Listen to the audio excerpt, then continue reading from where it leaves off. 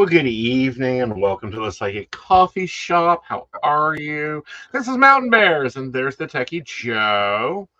How are you, Yes, darling? and there's getting rid of the volume. Do what? I said there was getting rid of the volume because I came in on Instagram just as you were saying, and there's the techy-ish. Yeah. Hello, Shannon. How are you? Yes. Hello, Ryan. How are you? Okay. Hey, We may Rayon. for some reason, you're giving echo. Oh, I'm echoing. Yes. Oh no, we don't want echo. Echo sucks. Well, of course, we're all getting ready for the live event. And for those that do not know, Central West Virginia Pagan Pride is tomorrow.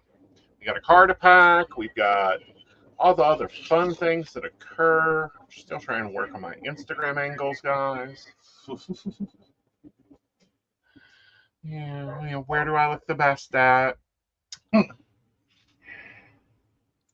So, car packing, all that fun stuff. We're going Okay. up to You said look my best. Hollygrove Park. Hollygrove Park. Yes, it'll be fun. Cell service sucks. Be prepared for cash transactions. Bring your cash. We will be doing readings. We'll be doing Reiki there. We'll be doing, Aeson hugs there. And of course, Techie Joe will be floating around. He will have his business cards if you want to discuss how to develop your pagan business. Be sure to see him. We are starting a waiting list because we're still, right now we're at full capacity, but we keep a very waiting list for, and it takes a lot of updraft. Yeah. Well, and a lot of clients, like the initial is a little bit of a lot.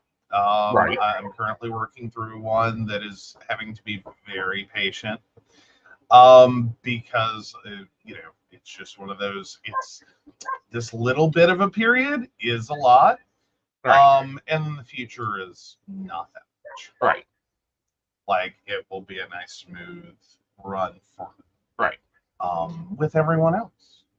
It will be. And, things get very complicated at times with that. But, it is a build and a grow. So we'll all be there.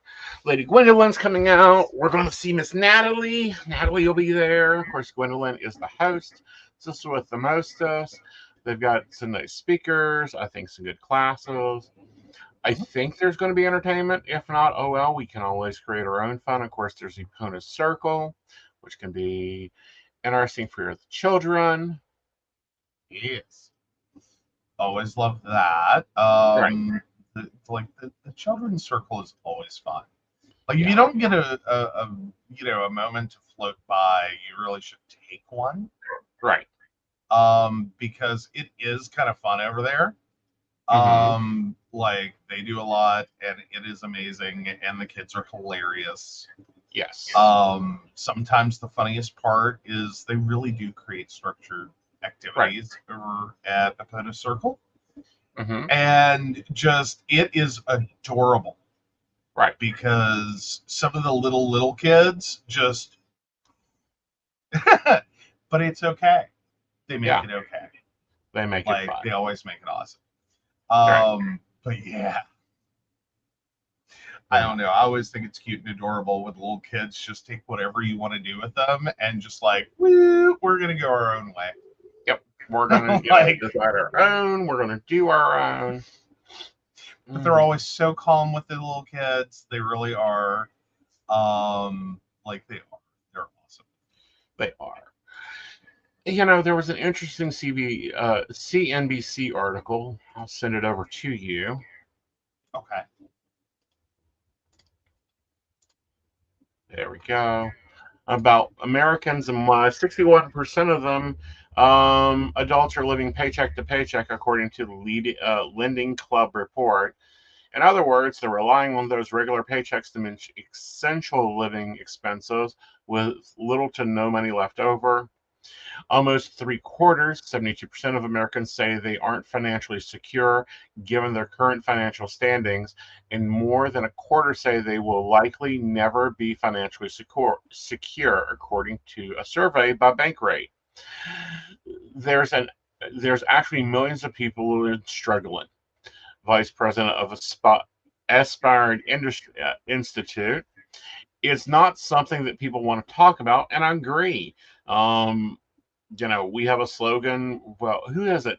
The dude actually copyrighted it, but we're going to go ahead and say it anyhow. Monogamy in this economy? I don't think so. Yes. Yes. Monogamy in this economy? Right.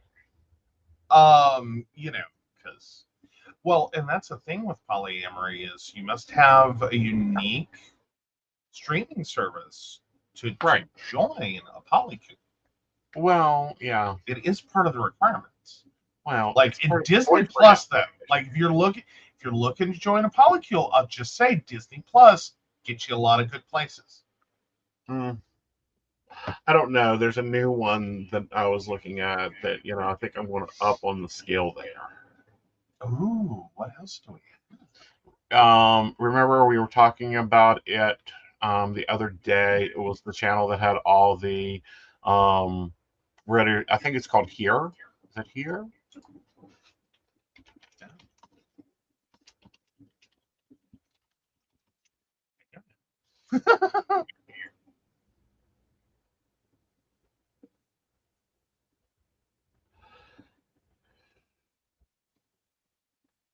Right, it's like facts. Yes.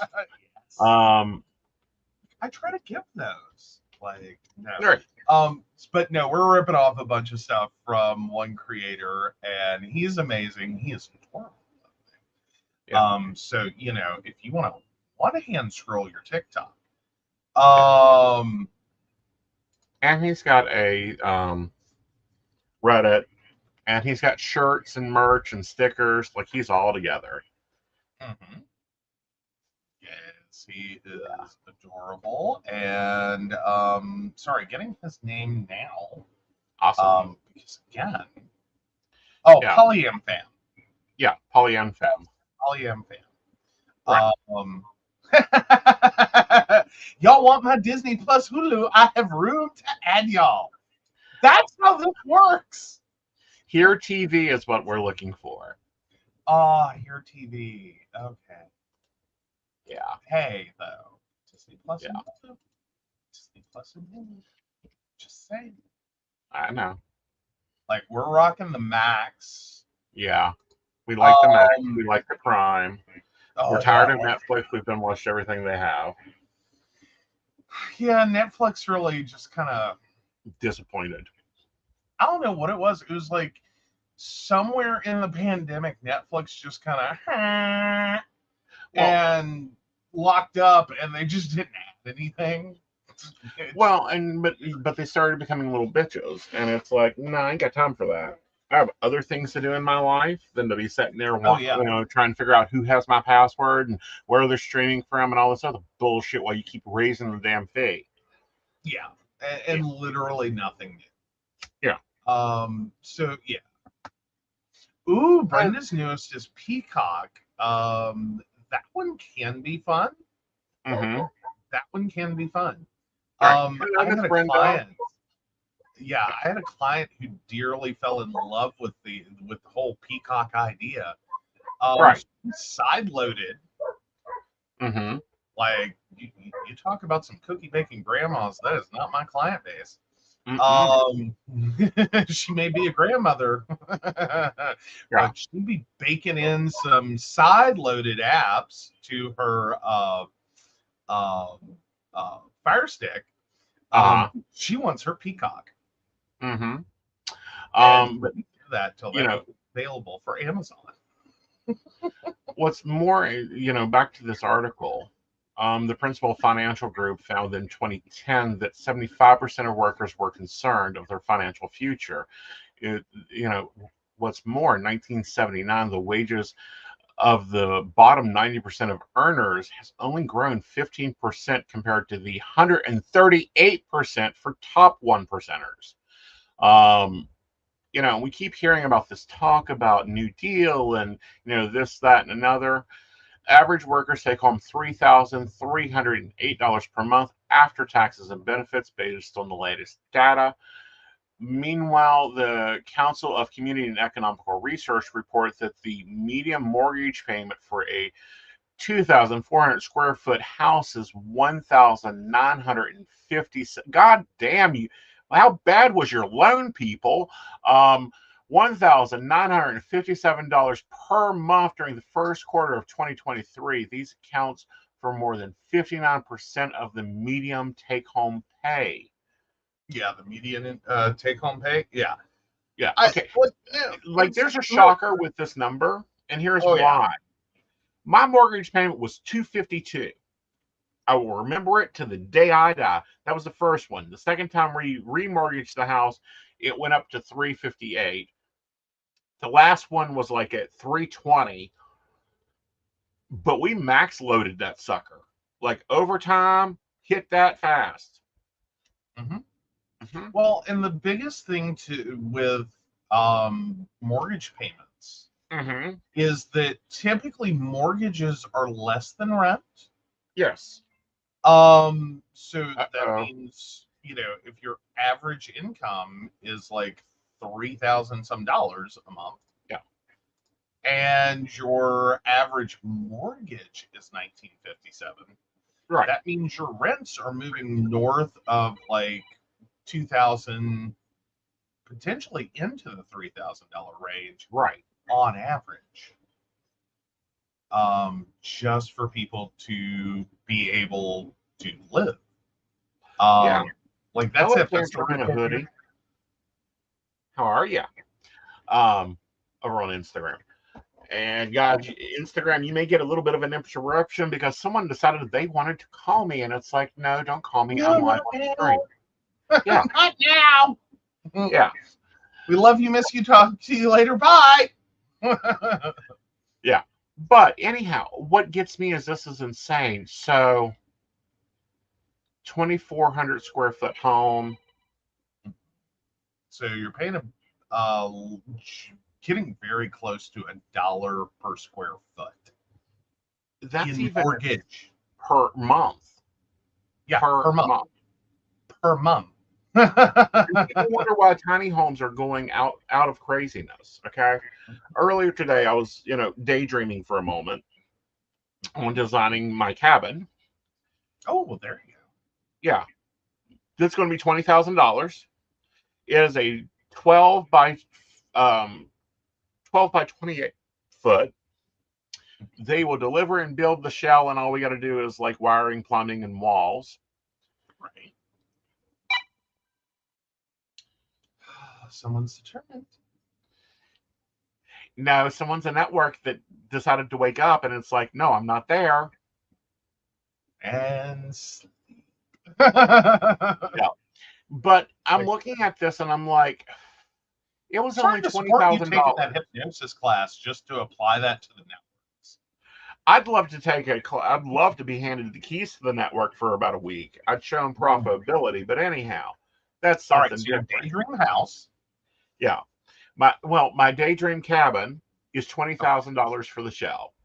Another $10,000 for the inside. We'll go another $15,000 for the, you know, off-grid capabilities to be added. Right. So we're at $35,000 there. Okay.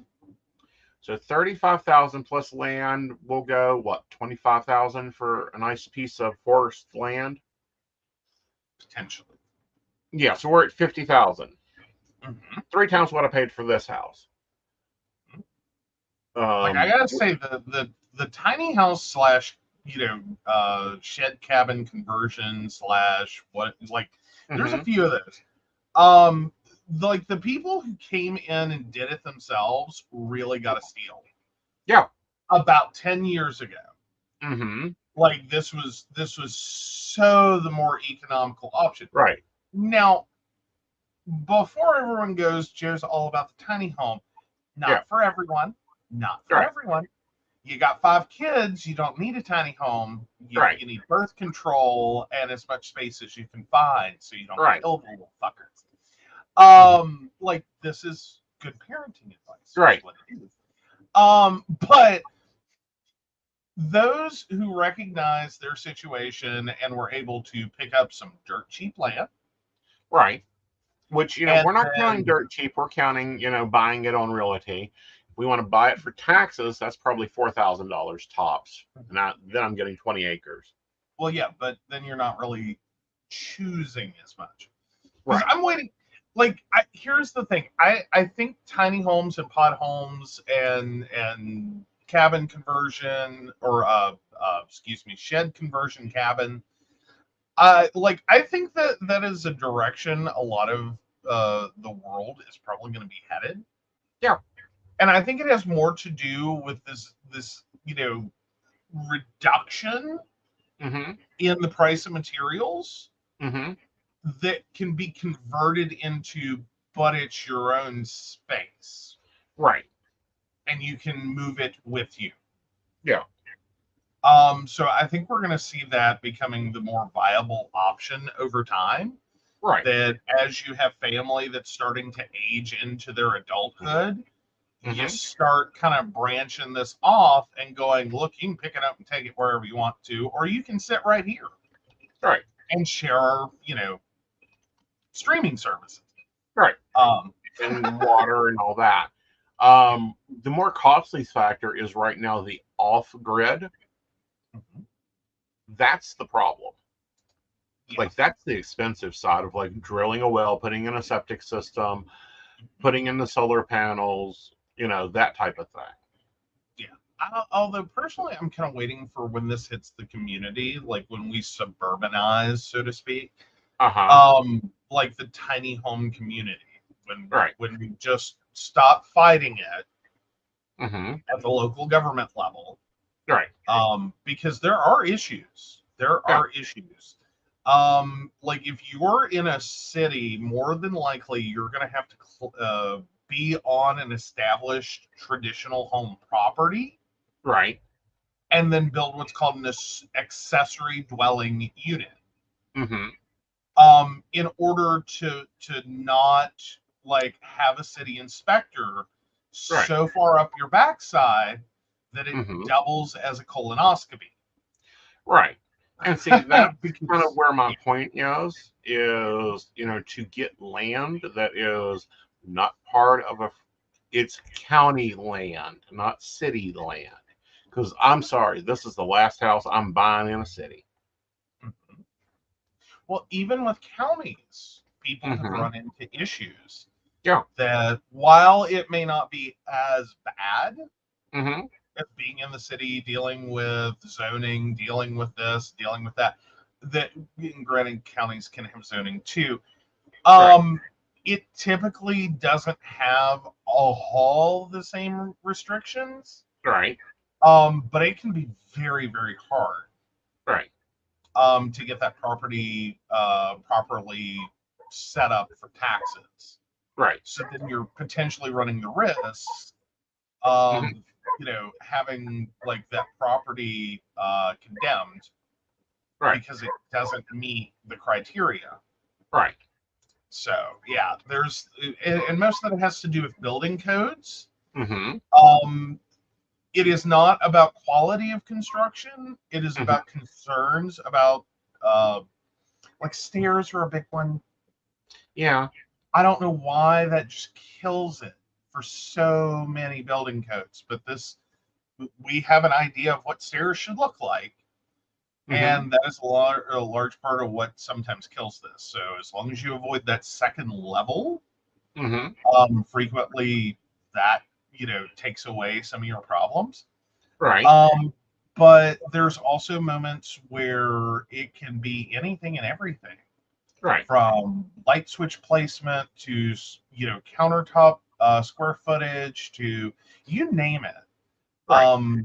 You'll run into some weird, antiquated, like, design codes that really push the idea that every home should be 1,000+ square feet. Right.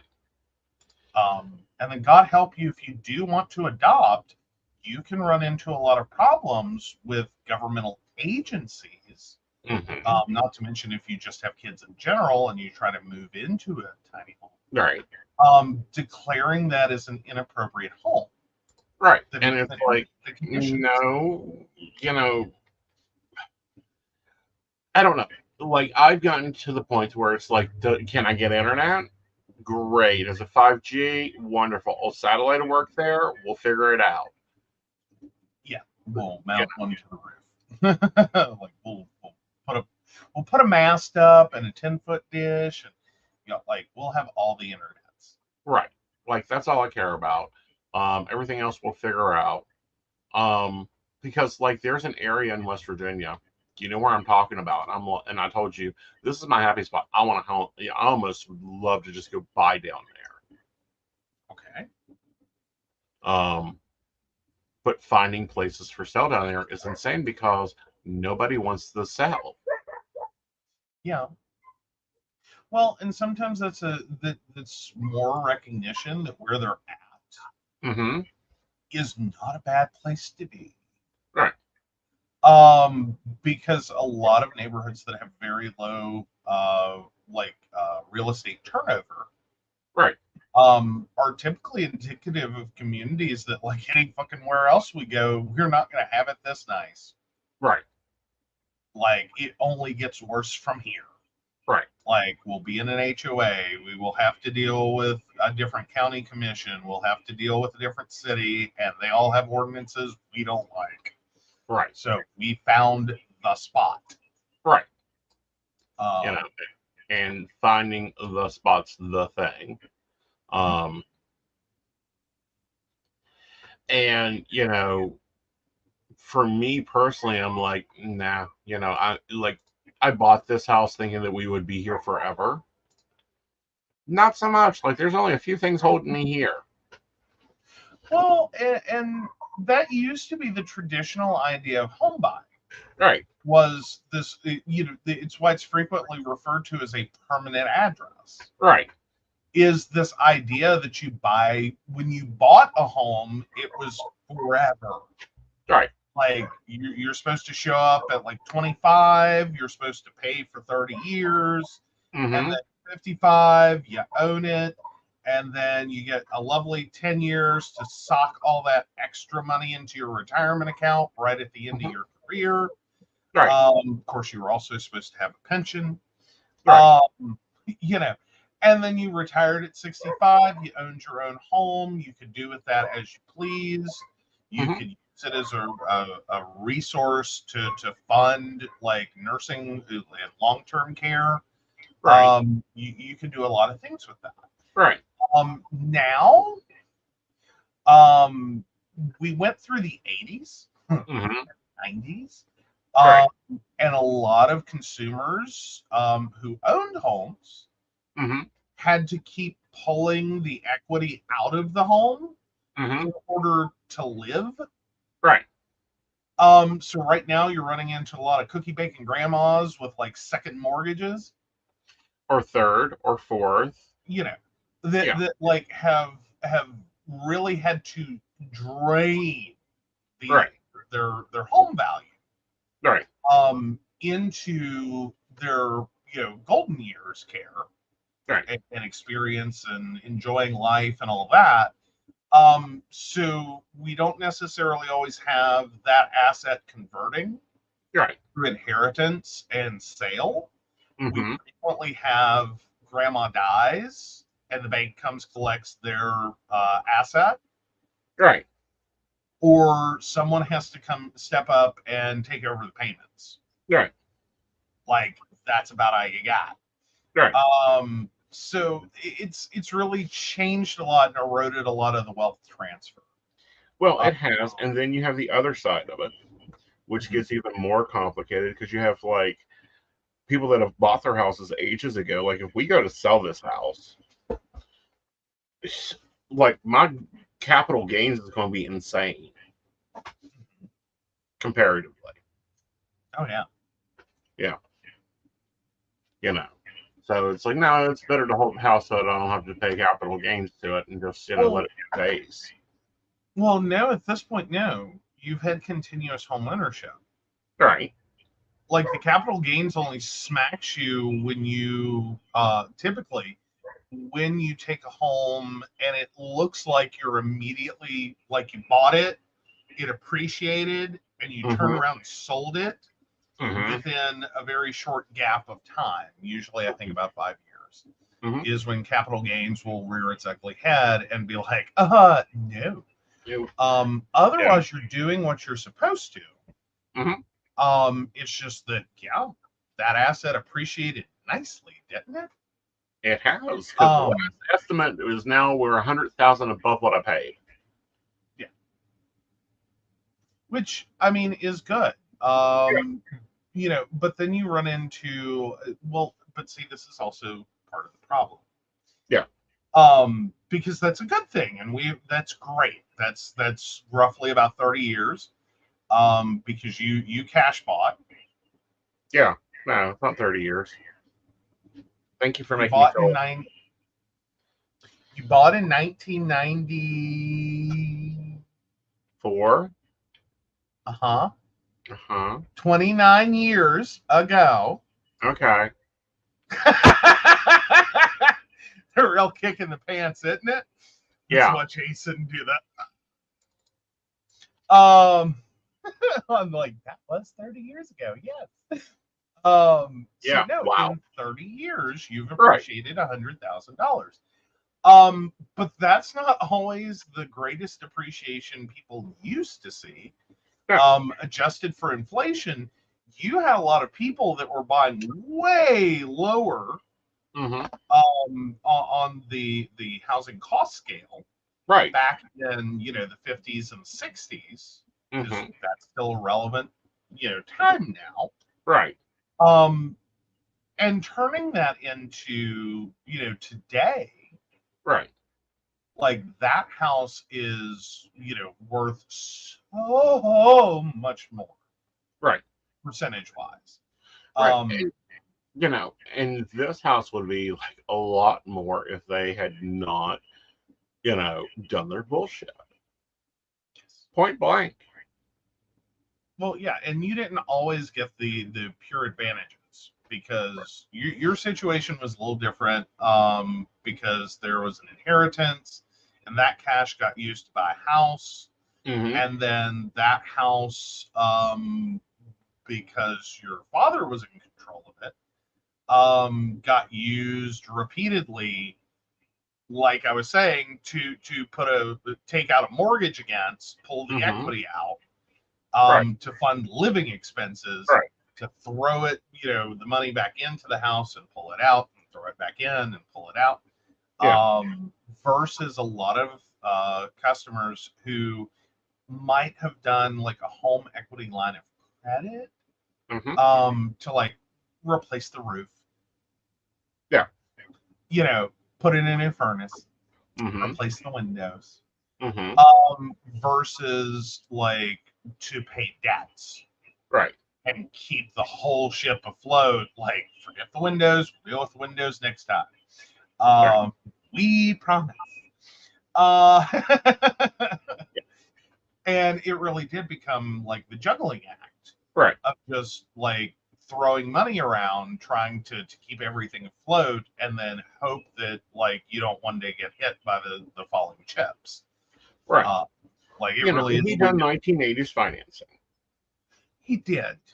And he was in good company. Yeah.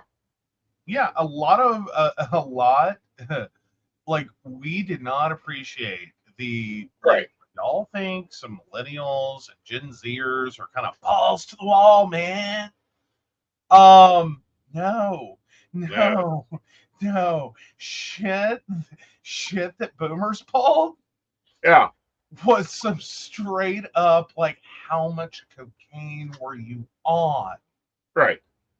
Because you could not have naturally decided that, all right, man, okay, here's what we're going to do to pay off the credit cards we maxed out. We're going to yank all the value out of our home, pay off the credit cards in a consolidation loan. All right. And then we're going to pay another 30-year mortgage. And then because the rates change, we're going to go refinance. So we'll have a second mortgage to knock a couple of percentage points off. Yeah. Or we're going to take the credit cards, we're going to max the credit cards out. We're then going to pay the credit cards off with money in the house.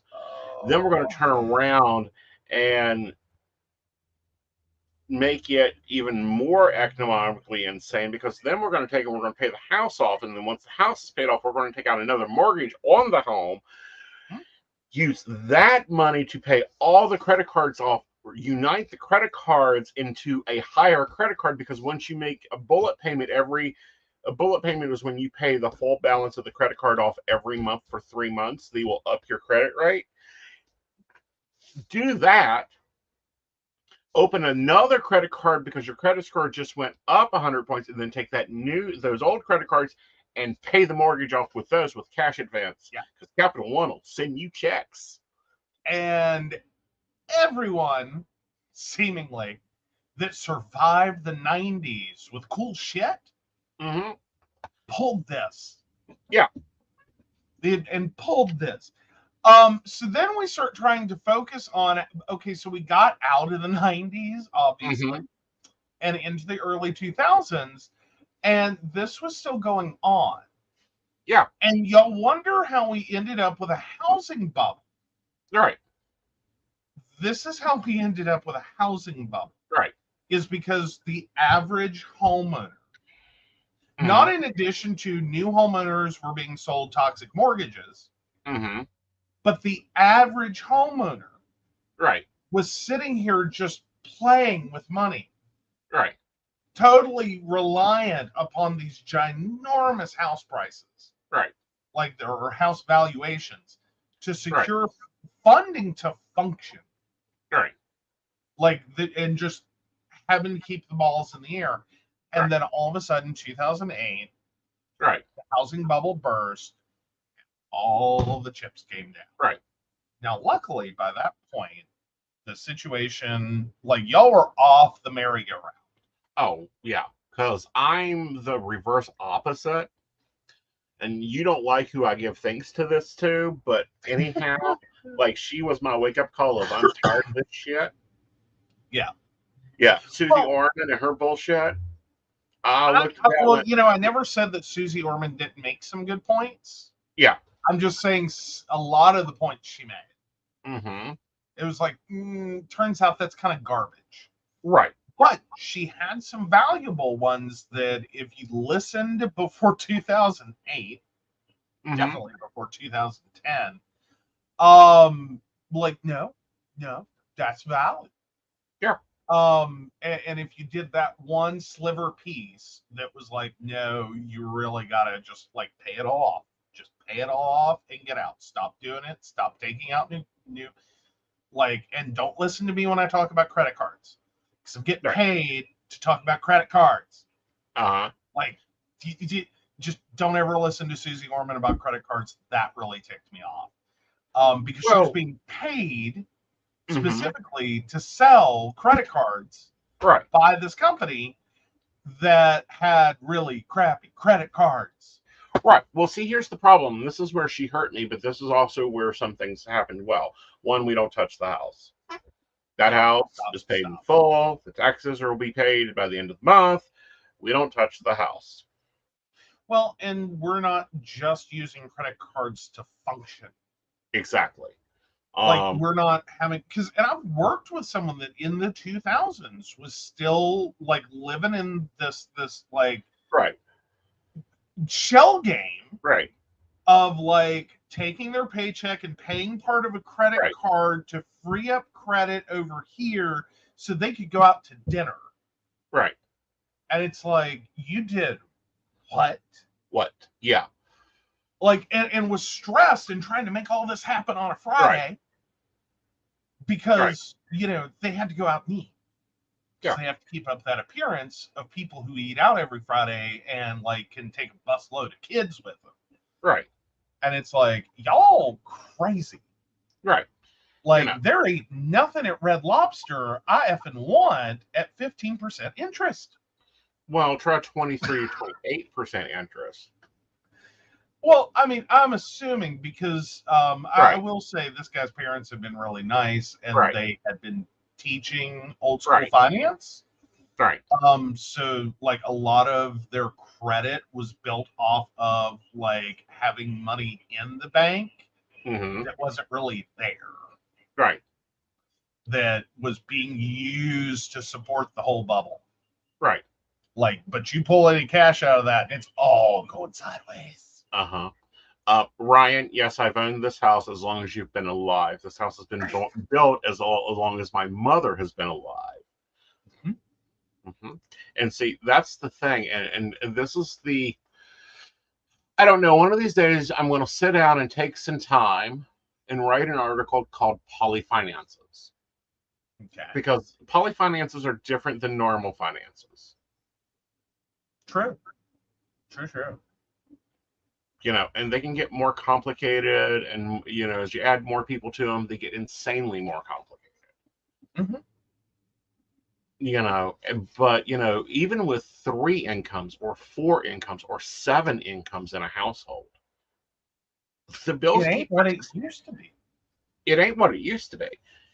When I bought this house, we ran a budget of $387 a month that paid for utilities, mortgage payment, and groceries. All $387 a month. Hell, we'll go through $387 on a power bill in May. Summer. Yeah. That's like a hot ass month in summer. Right. Or the very end of winter, true. But no, like $387, we spent more than that on the cell phone bill last month. Yeah. And that's not an option.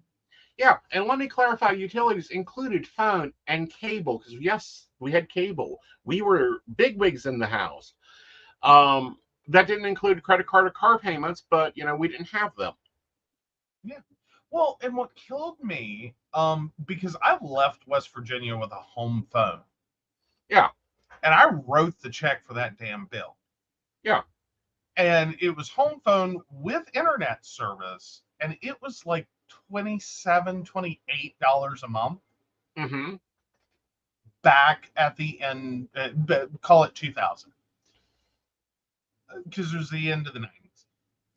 I moved back, and I thought somehow my grandmother, who still had a home phone line, which we needed because of her personal alert system, the help I've fallen and can't get up button. I thought someone had scammed her into the most ridiculous package Frontier offered. Because she had home phone. That's it. And it was $80 a month. And I'm just sitting here and like little bunny foo-foo hopping through the forest. Called them up and I said, I don't know what's going on with my grandmother's phone bill, but we need to move her over to just a plain old telephone line. Right. Just a POTS line. Just basic service. Don't even care, like just local calling. Right. That is our basic. Right. Your basic, no frills included, is $80 a month. Yep. Yes, sir.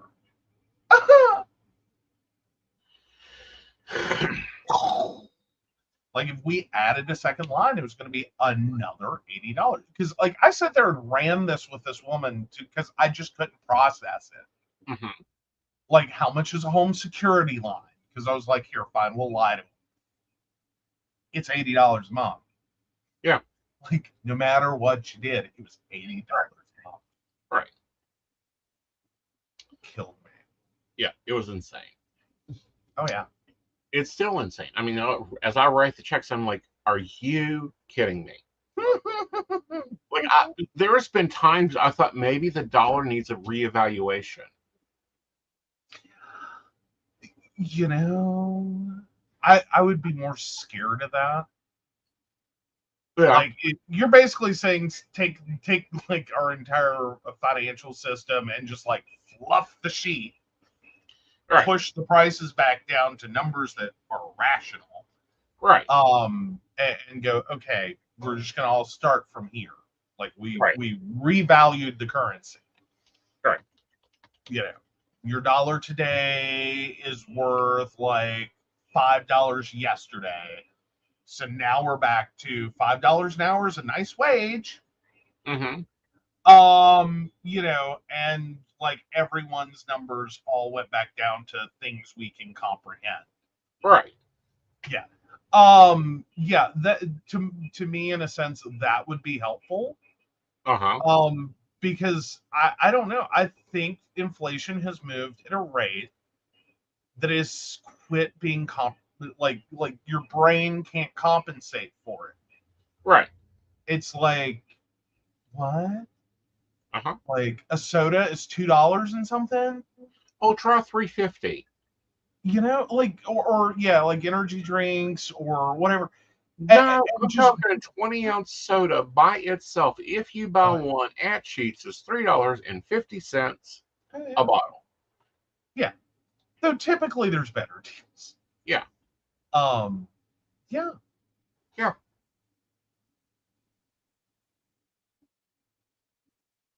You know, so it will be interesting to see what happens over the next 6 months.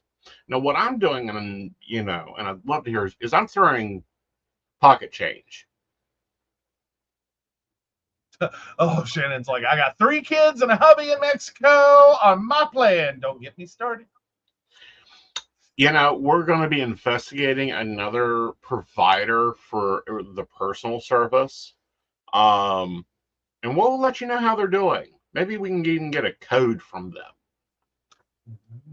Yeah, because we're doing the most like escape plan idea Uh-huh.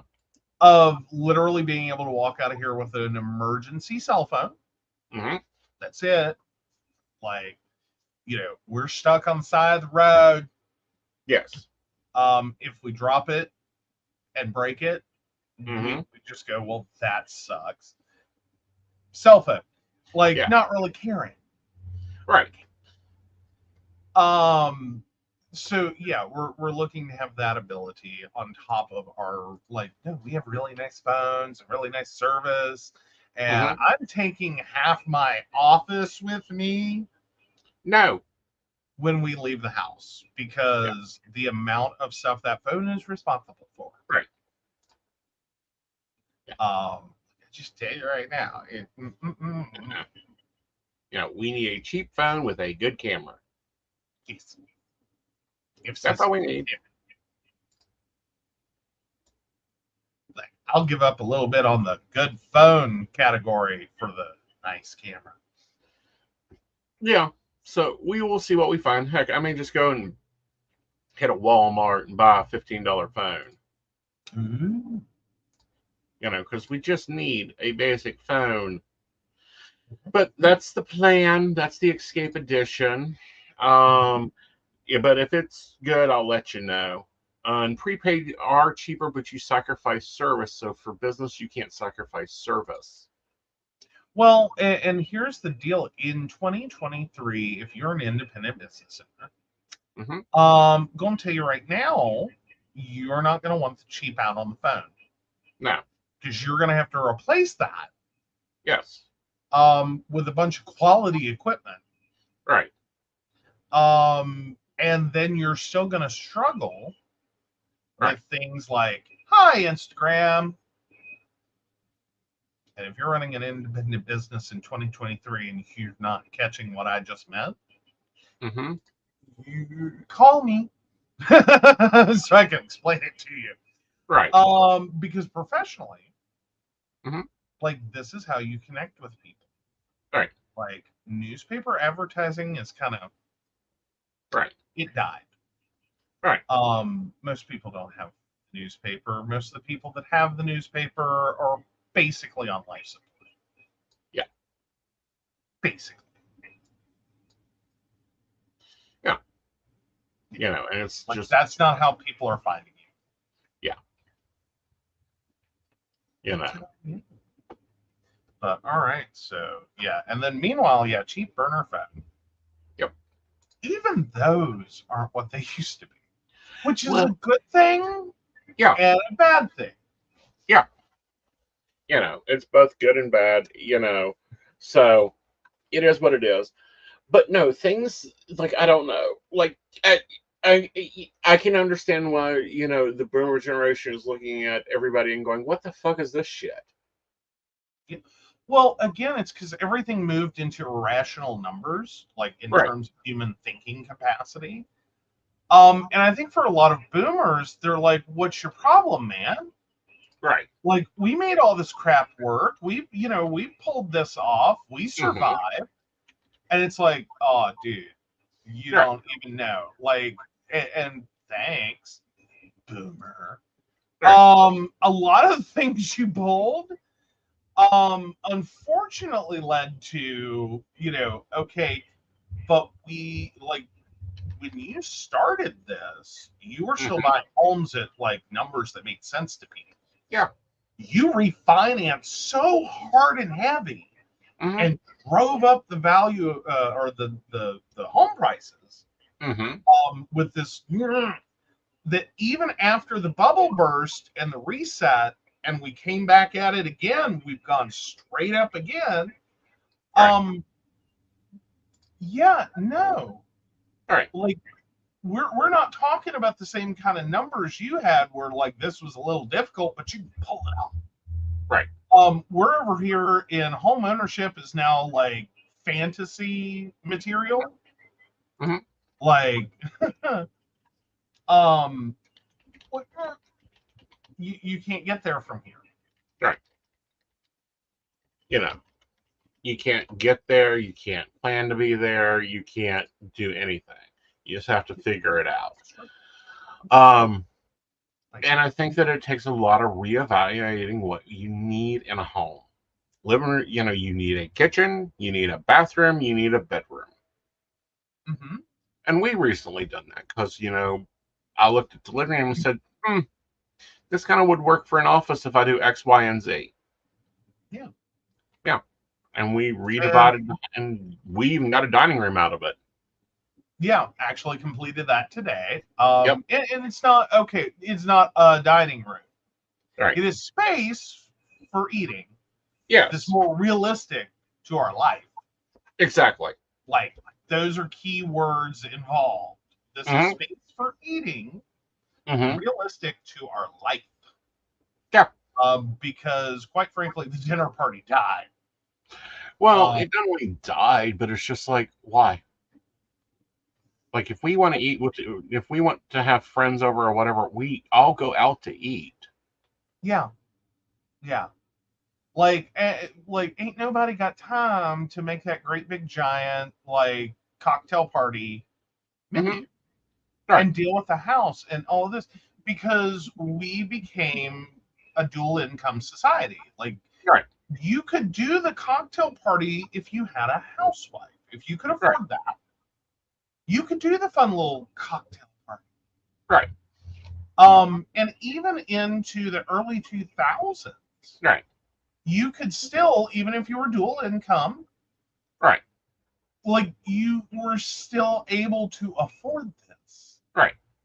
because again, inflation had not hit so hard yet. Right. Now we're at a point that, I'm sorry, we've grown resentment. Yeah. Like, I'll just put it out there. I've grown resentment for hosting people, Mm-hmm. because, and it really doesn't have to do with them. It's not that I don't think my friendships are worth it. I Right. just have a real trouble Mm-hmm. looking at the amount of money that's going out of our account, Mm-hmm. because we had people over, Mm-hmm. and it's like, but I could have taken a class. Right. You know what I mean? Like, that's the gut punches for the amount of money we just spent. I could have taken. Uh-huh. Like, we could have gone out of town for 3 days. Yeah. You know, um, And so I have trouble Right. trying to stay on that cycle Right. of like having people over. Right. Yeah. Oh, so yeah. Brenda says it's like I told my ex, I came from a family that learned to make do when needed. Yeah. Yeah. Mm-hmm. Yeah, I think we all did. But we've also moved into this category that like that you know, it's really hard It is. to have home-based socialization Well, because it'll kill you. not only that, but this will sound bad, but it isn't really bad. I'd rather go somewhere. I'd rather go hang out at a park. I'd rather go hike. I'd rather, meet me at Thurman. Meet me, let's go do the Long Point Trail. We'll grab we'll grab a picnic on the way. It'll be a fun day. It's activity. Than being in my 8 walls. Yeah. Well, especially now that we're also moving into the work from home culture. Right. Like again, this was all different way back when. Yeah. It becomes scary. It does. To have a bunch of people in this house because I'm sorry, we have 2 offices. 3. In this house. Well, 3. Yeah. But at any given moment, usually it's 2. Mm-hmm. I can't have you like free roaming through here. Right. Like, and our work schedules are not 8 a.m. to 5 p.m. Monday through Friday. Right. So, I'm kind of glad, to have the cafe area. I like it. Mm-hmm. It's cute. It's adorable. Yep. We'll put pictures of it. It's, I finally did a cat video. It's in the cat video.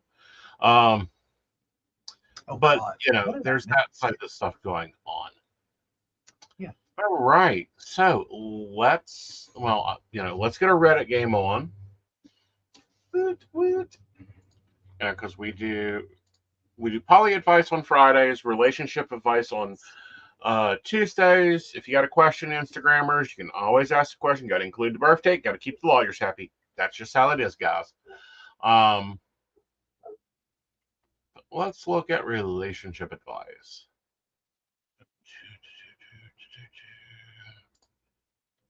And then, do you have an "Are you the asshole" or do I get to pick that too? Yeah, I'll let you pick it. All right, we'll do that one first. Sorry, guys. It's been a wild, crazy 24 hours. I needed a pre-show nap. Yep. Like, I'm turning into a kindergartner. I swear to God. Right.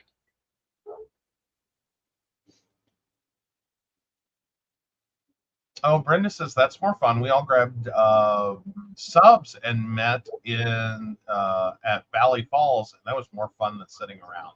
True. Exactly. True.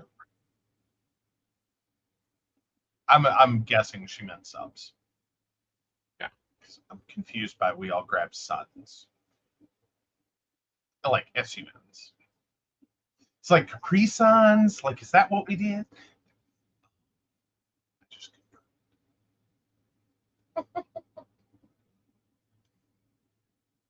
I mean, I can get down with a Capri Sun party, but it's just like bring your Lunchable. We'll have a 90s lunch. And if you're a latchkey kid, a 90s dinner. Let's be real. All right, this one will be fun because this is a commonality thing.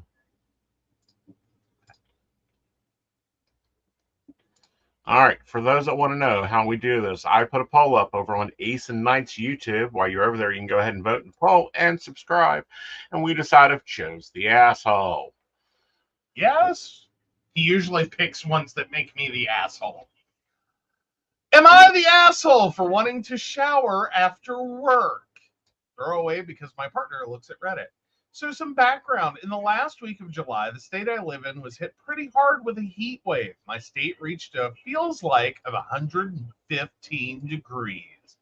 I don't know what it was in Celsius. Hot as fuck. That's what it is. I, 32 male, and my wife, 32 female, had a bit of an explosive argument one day after a return from work in the heat wave I mentioned. I had just gotten home from work. I'm a security guard and asked for 5 minutes to shower and cool off before helping her around the house. She told me I wanted to shower just so I could be lazy. I told her that I was working in a building that had no AC except for a portable one in the security office. I tried explaining as nicely as I could that I had walked over 3 miles in a building that was so hot that every guard has sweat through our uniforms, 100% polyester. So we were basically walking around in plastic wrap. And I just wanted to shower so I could clean up before cooking with her and taking care of my share of chores. My wife proceeded to yell at me, which was so out of character for her. I left her to cool down as I decided to just use some wet wipes on my arms just so I didn't feel like I was a pig. When I came to the kitchen to start cooking, I saw her car keys and purse were gone. I messaged her to see where she went and if we could talk, but she just left me on read. I only bring this up because she messaged me today asking for a divorce. Was this really my fault? Am I the asshole for asking for a chance to shower after work?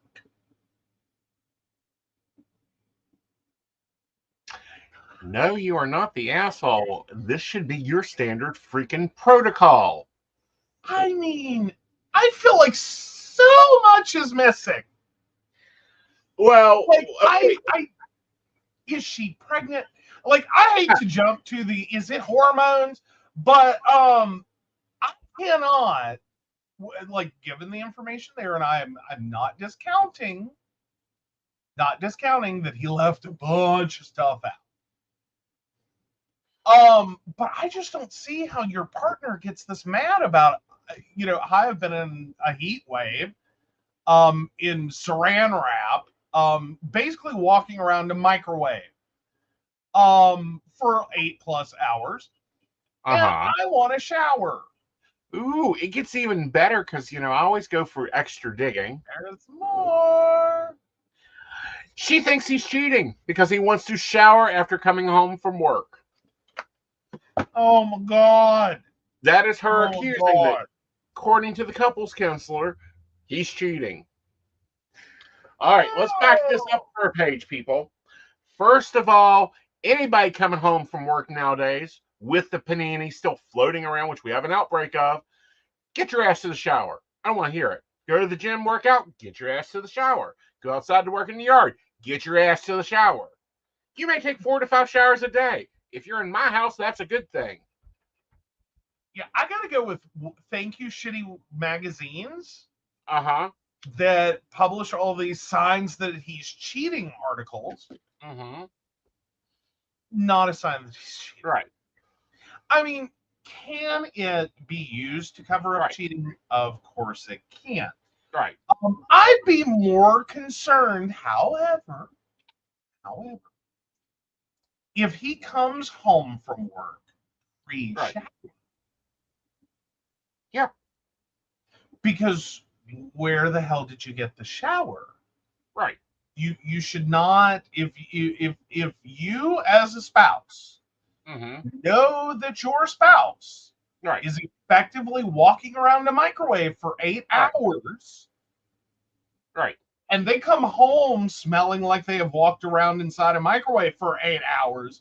Who the hell they cheating with? Right. Well, who is this nasty bitch? And why do you care that they are cheating with them? Because obviously, this poor woman or this poor man is so desperate. They are taking swamp ass. Dead. Right. You hear them, like, follow this with me.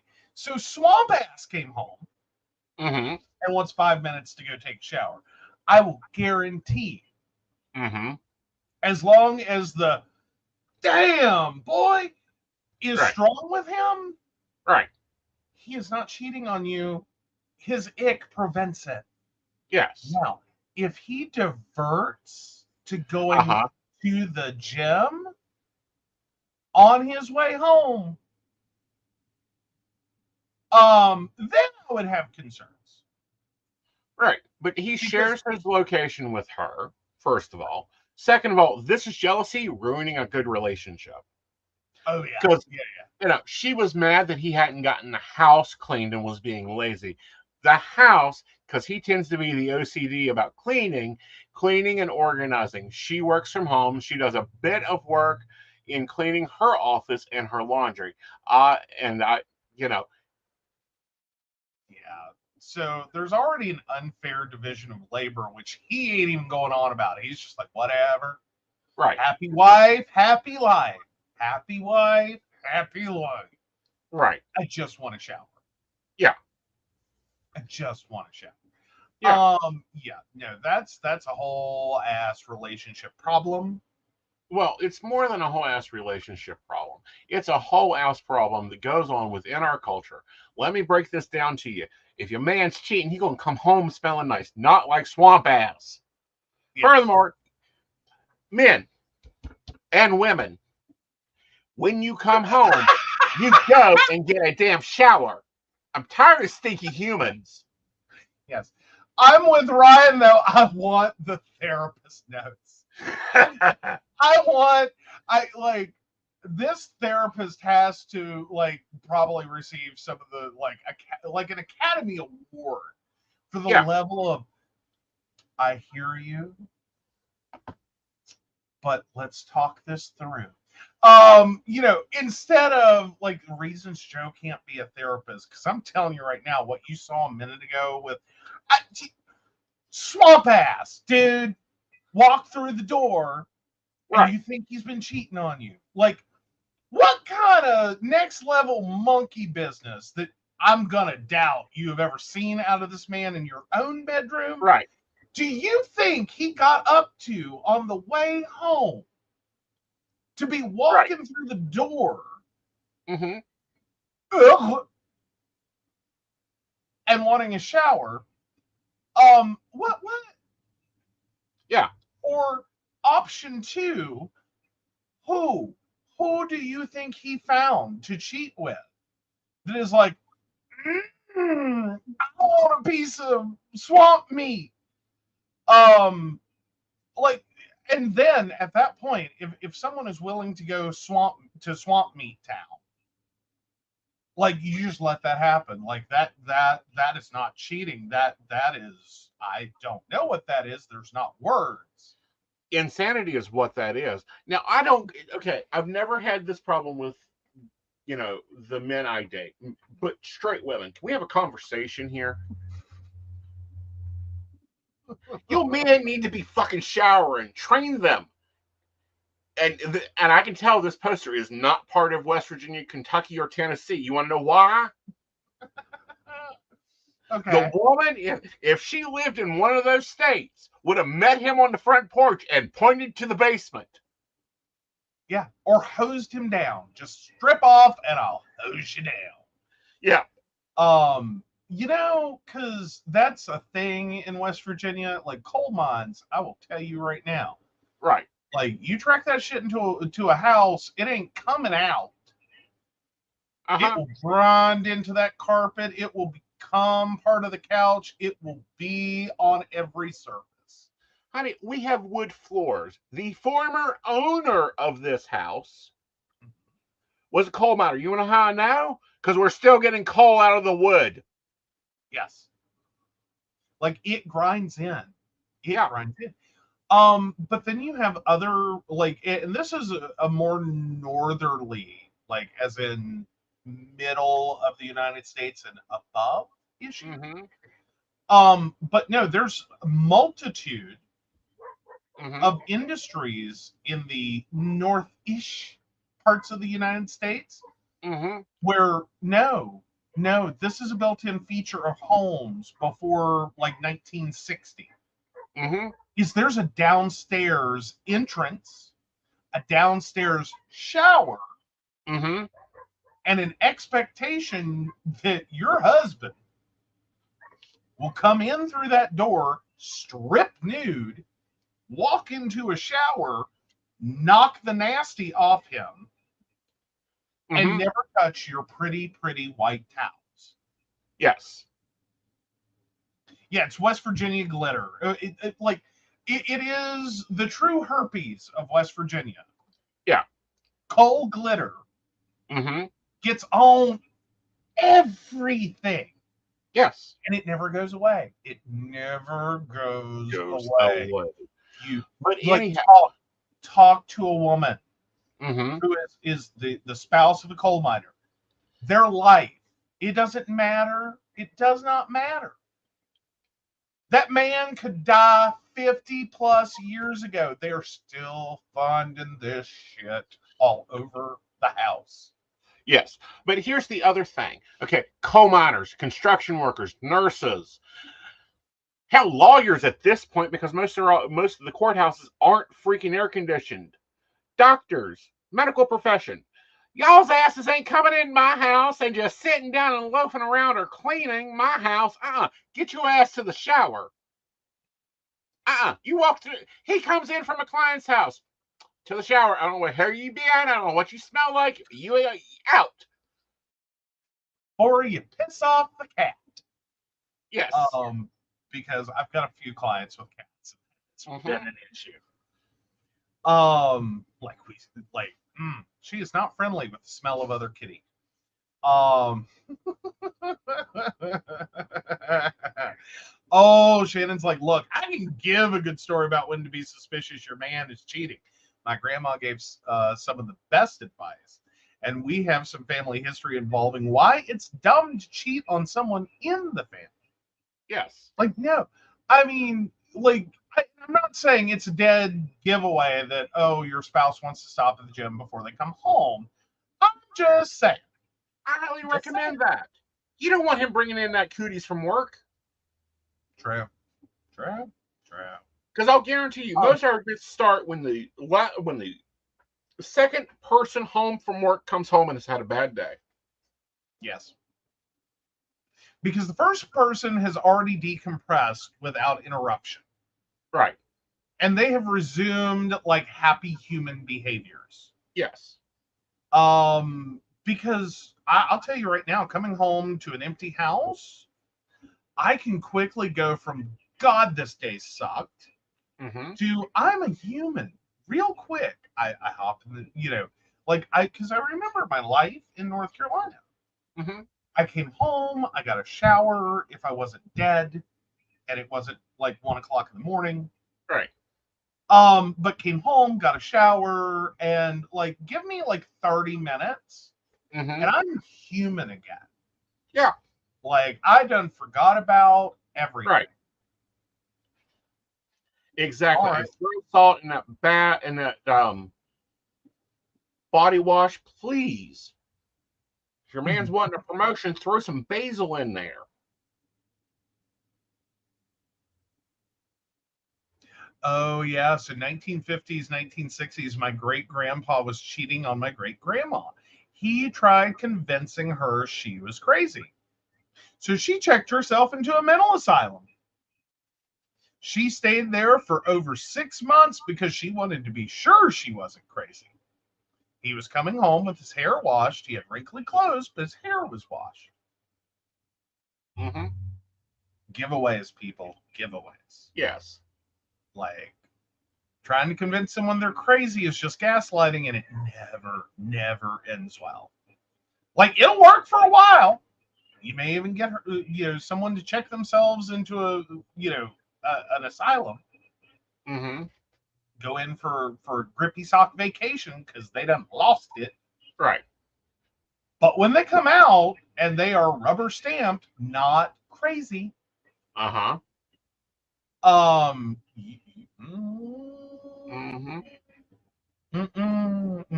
We won't finish the rest of that story, but yeah.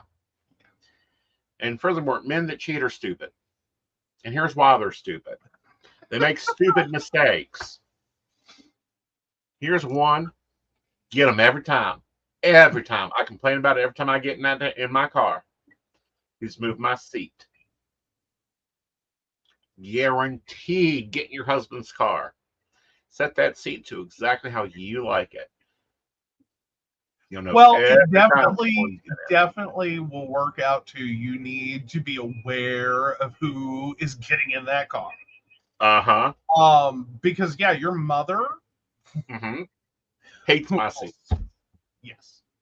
And so do several other family members I have. Right. And they all rearrange your seat. I Right. mean, God help my great nephew. Right. Honey, where you leave that seat at? Like, the only way I could take him anywhere is if we got him a booster. Well, he needs boosters anyhow. Like, we need a high chair if we take him to a restaurant. But anyhow, these are things you do. Mean. That was mean. True. The boy's like 3'2". He is not 3'2". Honey, he comes up to here. Comes up barely my stomach. Like, I tower over him. That's short. He's not that short. Sorry if you're watching. Yeah. But it is kind of funny when he gets in the car after you have perfectly adjusted your seat. Uh-huh. Because I swear to God, it is like that TikTok video of the little the short furry dude who's like, uppies. Because it's like he gets in the seat and like nothing touches a surface but his butt. Right. And he's traumatized. Right. Yeah, no. Well, and stupid cheating stories are stupid cheating stories. Yeah. Well, and then there's a great debate if the biggest problem with cheaters is that they want to be caught. Yeah. Like, as in they're getting off on the risk and the thrill of cheating. Right. Which inadvertently becomes a thrill-seeking behavior and moves faster and faster into the stupidity side. Right. And there are those who literally are narcissistic assholes and toxic waste dumps. Right. Who enjoy the drama. Right. Their cheating creates. And so they literally are trying to get caught. Right. But I'm saying those are more stupid ways to get caught. You know, look at where the seats are. Other things that men do that are stupid. They do not understand how to pay with cash. Yes, please pay with cash. Okay, please. And do it smart. Like if you're going on a business trip, no legitimate business person takes out $1,500 in cash. Exactly. For going on a business trip. Typically they may pull out some cash for tips, for cab fare. So you don't pull it all out at once. Yeah. Like, because one, that's also a big giant red flag of like, is there a sex worker involved? Yeah. Like, is it not just cheating, but like they're paying for it? Yeah. Yeah. Oh, panicking when we take out our tarot cards is another sign. See, that's not a panic moment. Panic moment is when I look and go, "Are you sure you want me to finish this reading?" Directly at the husband. Yeah, that's when the couples are sitting there.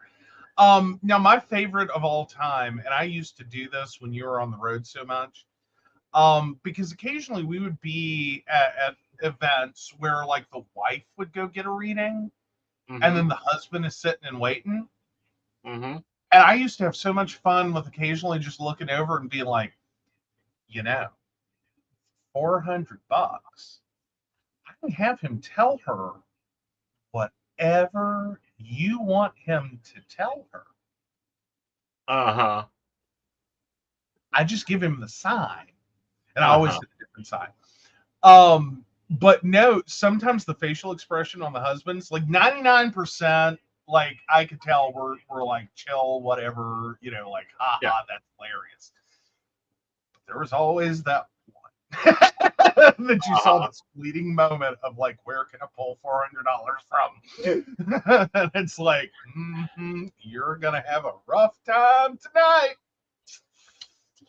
Best advice, do not, I repeat, do not bring your spouse to a tarot reading if you think there's even a problem there.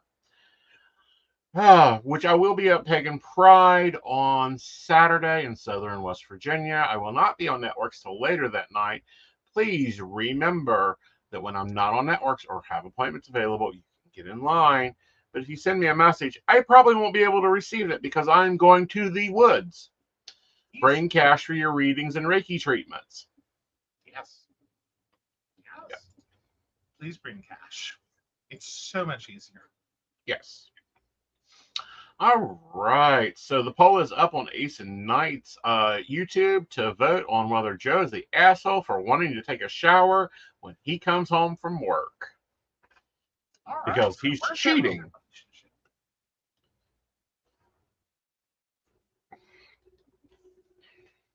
All right. So moving on to poly advice. Yes. Oh, we'll take the first one here. Oh, you're taking the first one? It's really short, so maybe not. Like, there isn't much there. Give me some meat, Reddit. Give me some drama, not just like, I'm not very happy and I just don't know what to do. Well, it was like, what is serious relationships? That's not really an advice topic. Yeah, that doesn't work. All right, so while you're doing that, I am flipping over. Oh, we've got some people on the Instagrams. Yes. So yeah, we have Creole Indian Girl.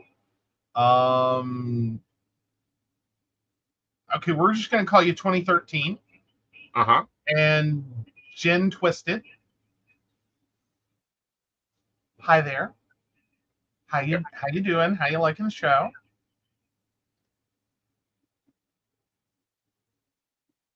Hey Ellie.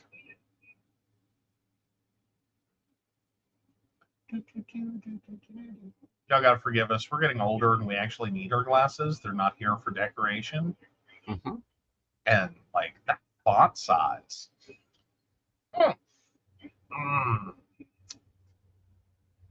On the Instagram on the phone screen.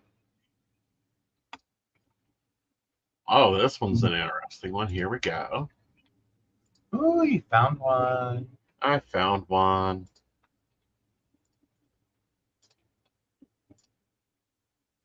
There we go.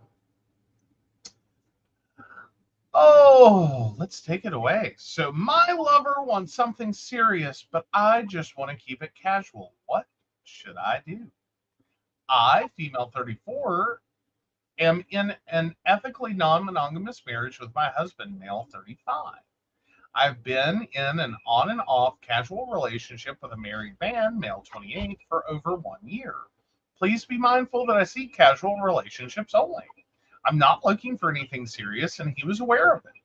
Recently, I noticed that he started catching feelings for me, and he started having this weird fantasy of us being in a serious relationship. This made me feel uncomfortable, so I took a 3-week break from this relationship. I explained that I don't want anything serious, but after coming back, he is starting to talk about it again. I'm sad because I have a feeling that most likely I will have to end it to avoid drama. What else can I do? Well, clearly classify it. Okay? And define what serious means to him. Could serious mean that he has reserved Friday evenings at 3 o'clock to pick you up for an evening till Saturday morning? I also feel like with this, this is really defining terms. You have, there are serious relationships. Well, guess what? Serious relationships could be anything from a serious game of cards to him moving into the basement to have a dual apartment with your husband upstairs. It gets interesting, but you have to divide your terms. Well, and I think more importantly, you have to be prepared to stick with them. Yeah. So I applaud you for taking a 3-week break to try to cool this down. Right. To see if he can throw it in reverse and be like, okay, I got a little too emotionally invested.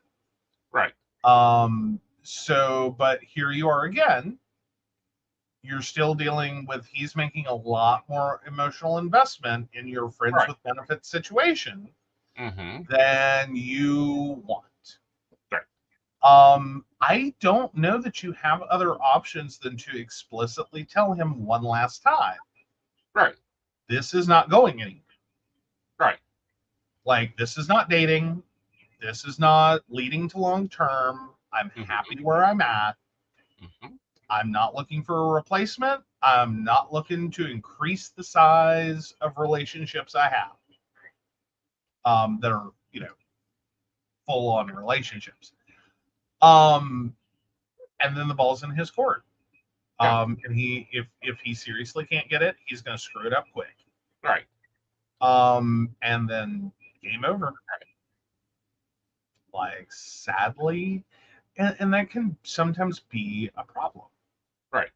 That you run into in poly situations, in open relationship situations, with people really not having an exact problem with your open or poly status, but really having a problem not like keeping it where it is or what's available to them. Well, and then they have what I call cowboying. And, he may be trying to do this also, where he wants a full-time relationship and he wants to become the only principal factor here. And that never works. That just blows up in your face, promise you every time, because Polly will see cowboy and go, I ain't no steer you can ramble in. Yeah, this is like you're not cutting one off the herd. Yep. Like, this isn't how, like, it's not rustling. It's not cattle rustling here. Yeah. And that's a real problematic thing. It is.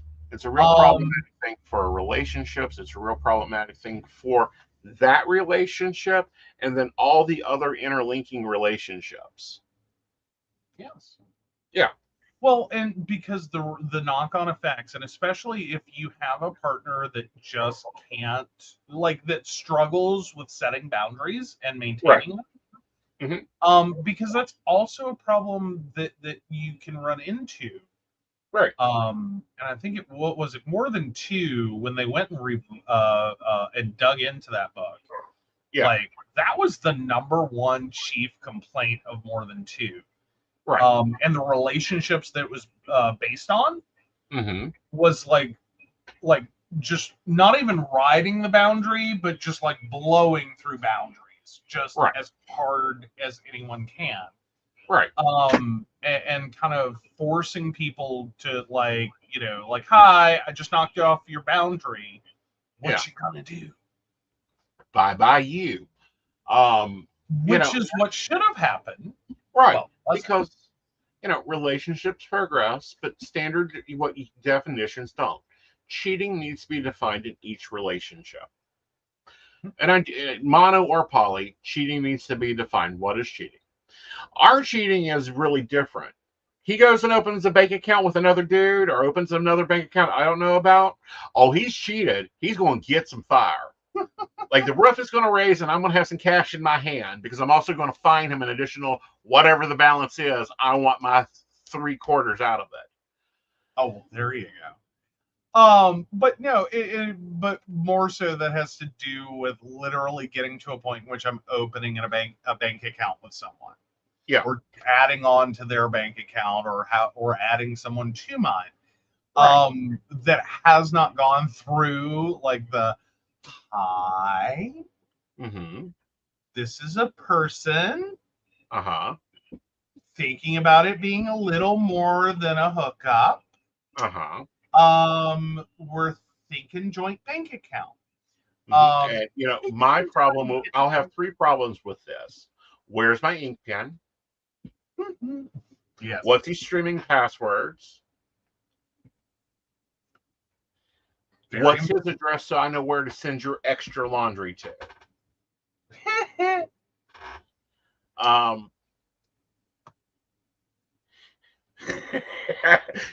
Yes, I operate on a 75% interest rate. Oh my God. Although, there's a possibility on a technicality side. I may have Like, sorry, I just thought about this because it was such a rushed decision. Uh-huh. Now granted, this is from before before we were together. I may technically still be on a bank account. Lovely.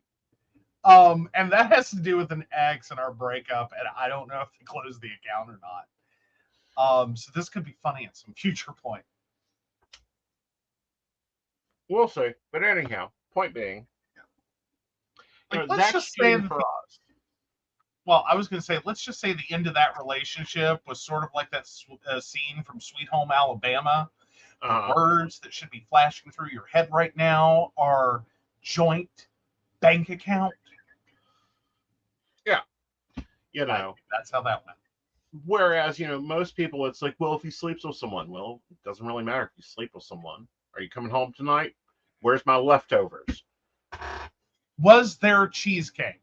Exactly. Was there cheesecake? Cheesecake. Those things matter to us. But no, the word serious has to be debatable. Has to be is another word that gets cross-linked. For me, serious is you have a standing date in my planner. Don't be late. But see, that doesn't necessarily work out with me.